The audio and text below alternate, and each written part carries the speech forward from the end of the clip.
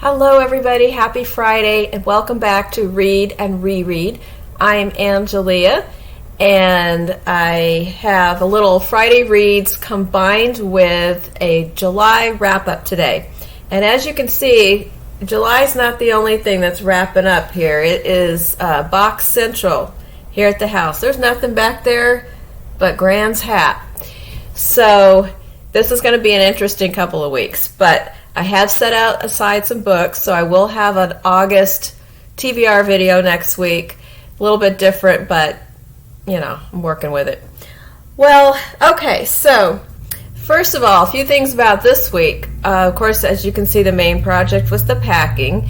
And, just for spice, we interspersed some things like my daughter's car breaking down again, that we had to try to navigate from 3 hours away. So, good times.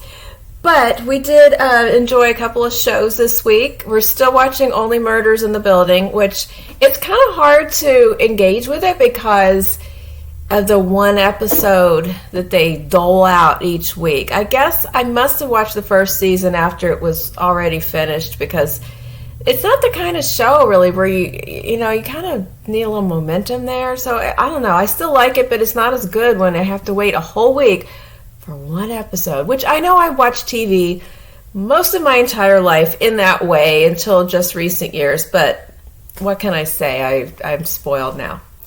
All right. But then also we are watching Counterpart, which we are now into season 2. If you like science fiction, not the kind like people navigating in space, not like Battlestar Galactica type of science fiction, but more like messing with your mind kind of science fiction, like Inception kind of thing, because this is the one that's about the world actually has a counterpart world there's another copy of every person, the places, and they used to run parallel identically. But due to a certain event that I will not spoil, the paths of the timelines began to diverge. And so the people are still mirrored, but things have gone differently. So up until a certain point, the people on the two sides have shared memories and experiences, and then things got different. And the two worlds were discovered at some point, and there's this whole there's two different what do you call it? Not bureaucracies, but, governments, and they navigate, there's a crossing, and it's very highly regulated and everything. But of course, there's people that manage to illegally cross. And anyway, it's a thriller. There's some espionage and spying and terrorism and things going on between the worlds. So if you like that kind of thing, it's a fun show. Also, we are really looking forward to next week is supposed to be the drop of season 2 of Reservation Dogs. If you have not seen this show, please go back and watch this at your earliest convenience on Hulu, because it is absolutely a jewel of a show. It's about a group of teenagers on a reservation in Oklahoma, and almost everybody in the cast, the crew, the writers, the producers, everybody are indigenous people, and they recruited a lot of people who had never acted before, and then some other well-known actors who are Native American, and they're in this production, and it is so funny, and also it's funny, it's sad, it's everything. It's really excellent, and season 2 is coming out next week. All right, on to the books. So I'm going to just go over the month in books, and when I get to the end, that'll be like this week's reads. So the first book that I read, and really all these books I actually own, but most of them are already packed, because I pack my books in alphabetical order, the fiction, and so I did not keep them out just to hold them up in the video, but I'll put up pictures. All right, so the first one was The Long Call by Anne Cleeves. That was a mystery about introducing Detective Matthew Venn, which I had not read any of her books, and I read this because I enjoyed some of the TV shows that have come out of her books, most notably Shetland. And I did enjoy the book, but it wasn't like I'm not going to run out and buy a copy for everybody. It's a pretty good straight up murder mystery in a small British town kind of thing. And I do have book 2, which I will try. And if book 2 is good, then maybe I'll continue on, because sometimes I find with mystery series that sometimes it takes like the second book to really get going. Like the first one is a setup, and then it gets better after the beginning. It kind of matures and ages like a fine wine. So we'll see. But if book 2 is also kind of I'll probably be done with that and just, move on to other things. Then I read Emma by Jane Austen, which is a reread that I've read many times. I love Jane Austen, and I love this book, Emma. It's very funny. Her father is hilarious. It's not... At one point in my life, this was my favorite one. I don't think I would claim that now. I think that Pride and Prejudice and Persuasion are my co-favorites, but I do think it's funny that the books kind of elevate and they move up and down as I go through the years. So right now, I'd say, I have a top tier of Pride and Prejudice and Persuasion, and then a second tier is Emma and Northanger Abbey. And then, who am I leaving out? Oh, Sense and Sensibility. I need to reread. I'm not sure where I would put that in there. That one I have not read in a few years, so I need to see where it fits. But Mansfield Park's down at the bottom. Sorry. All right. Then I read last night at the Telegraph Club, which I actually do have sitting around because it was still sitting in my cart, and it did not make it back over to the shelf when I was shelving the L's. So it got left out, so it's still out, and I'll just have to take it along with me along with my TBR pile. But this was a really fantastic book that I really loved, and I'm going to be following this author now. And it was categorized as a young adult, but it is definitely a very worthy book for adults to read as well. And this was, you can see my video where I kind of go into it a little in more detail, but it is the story of Lily who's 17. It's a coming of age story, it's a coming out story, it's a falling in love for the first time story, and it all takes place in Chinatown in the 1950s. In a small neighborhood and in a lesbian bar called the Telegraph Club. And it is absolutely delightful. And one thing that I really liked about this book as a retired teacher and as a mother was the way that the love story was portrayed and how the two girls were so respectful and thoughtful about each other as the relationship blossomed from friendship into romance, and how they checked in with each other along the way about their boundaries and consent. And it wasn't done in like a hokey kind of sex ed class kind of way. It was just very natural, like they really cared about each other and they wanted to not go too far too soon or upset the other person, and they just kind of proceeded into this romance and this more intimate relationship. And so I did notice that, and that and Malinda Lo managed to write it so that it wasn't like, oh wait,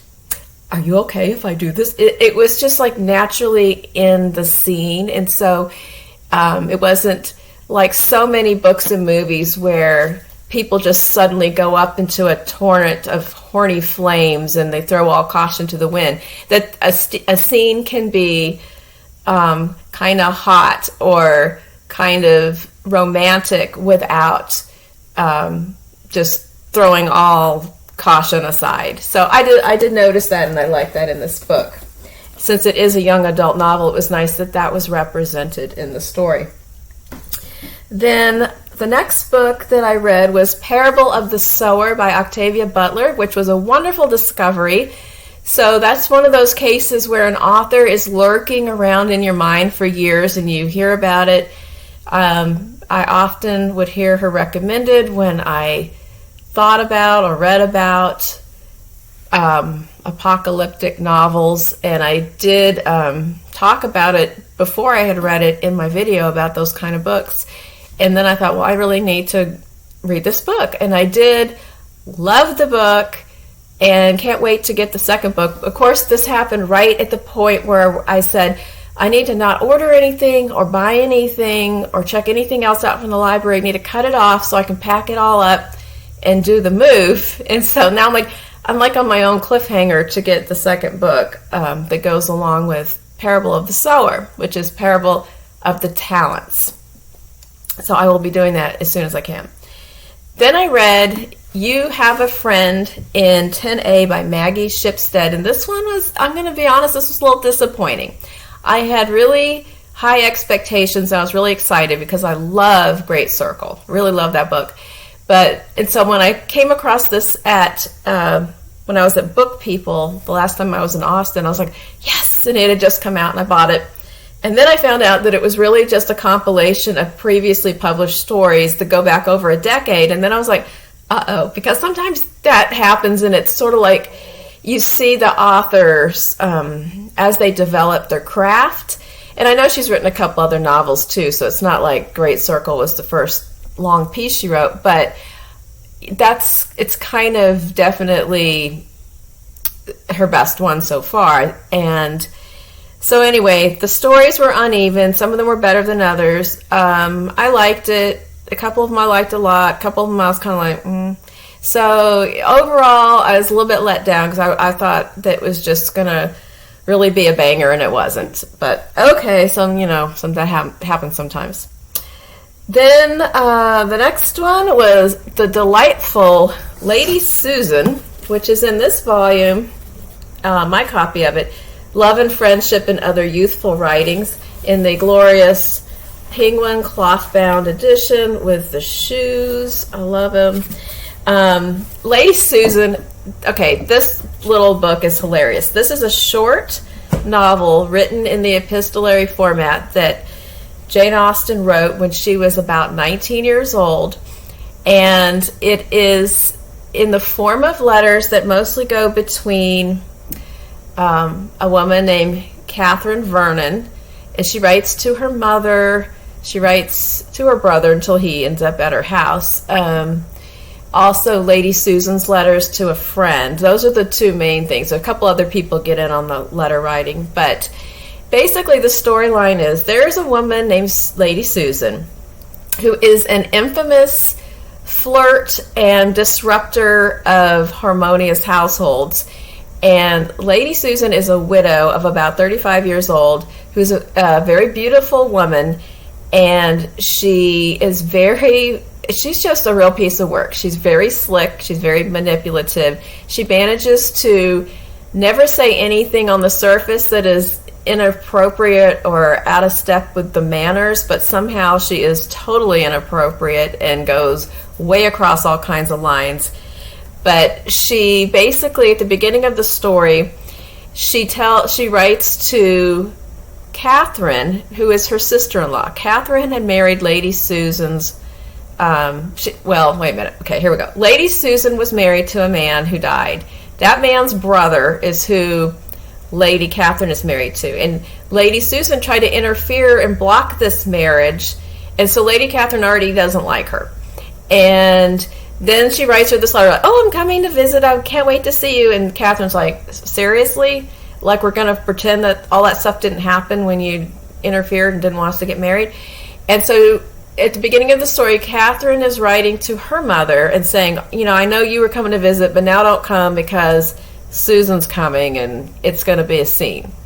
They find out that at the last place Susan had visited, she disrupted everything by flirting incessantly with the married husband and this other guy, and she has a teenage daughter, and they don't know how she fits in. And then she wanted the daughter to marry a guy, and the daughter didn't want to, so she sent the daughter to a boarding school she didn't want to attend, hoping that she would get bored and decide to marry the guy. And anyway, all this stuff happens, and then Susan arrives. And so I don't want to go into more of the rest of the things that happen, but she is just a tour de force. It is very delightful to read this knowing that Jane Austen was so young when she wrote it, but so on point with the manipulation that Lady Susan performs on everybody around her, and manages to just gaslight people into thinking that she's just a lady when she is kind of,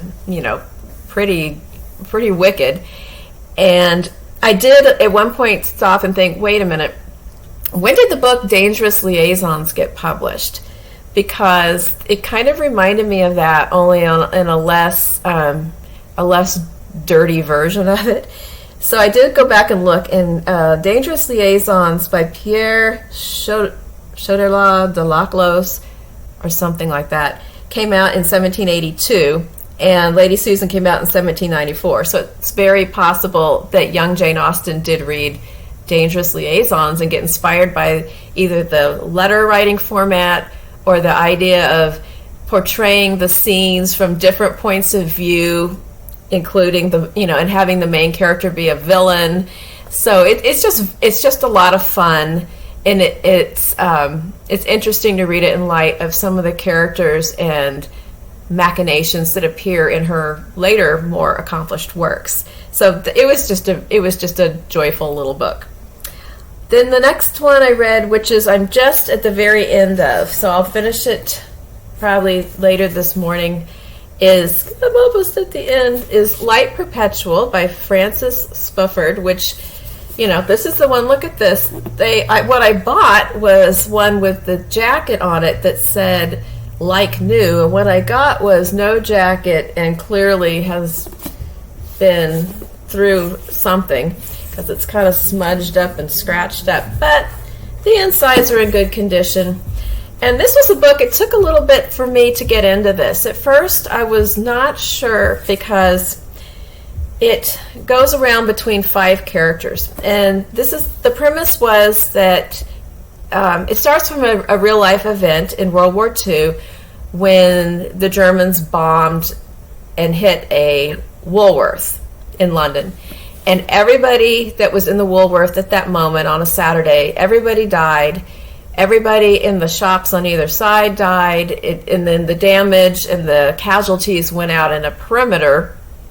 And I did read afterward that the only survivor in the immediate impact area was somebody who was working at the bank next door, who happened to be bent over and had their upper body inside the safe. So their legs were broken by the rubble, but they lived because the half that would get you killed was protected by the safe. That was the only person who lived in the immediate area.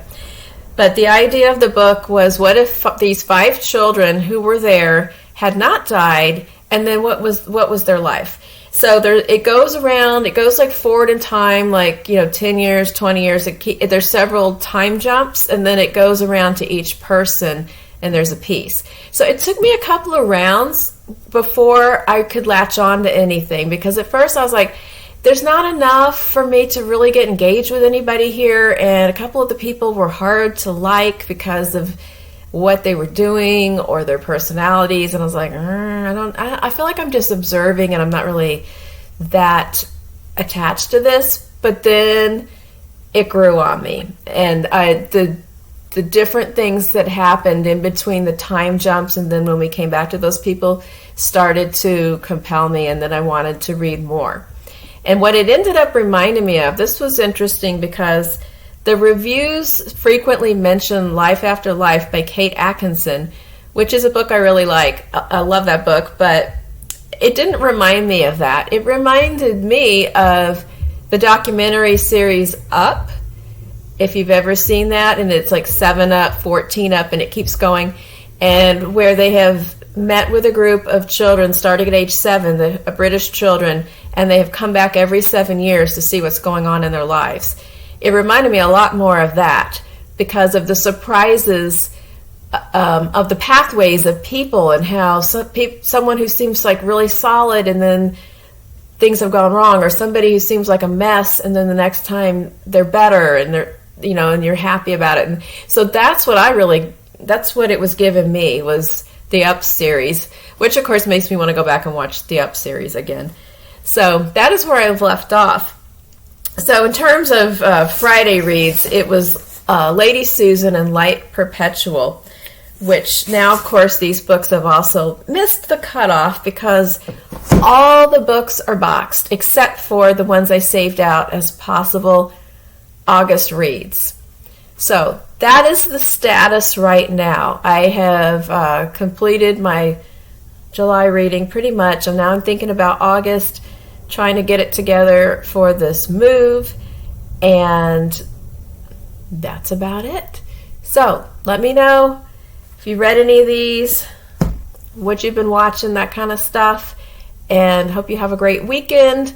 I will be back next week with my August TBR and a report on the state of things. Maybe I'll get the hat packed by then.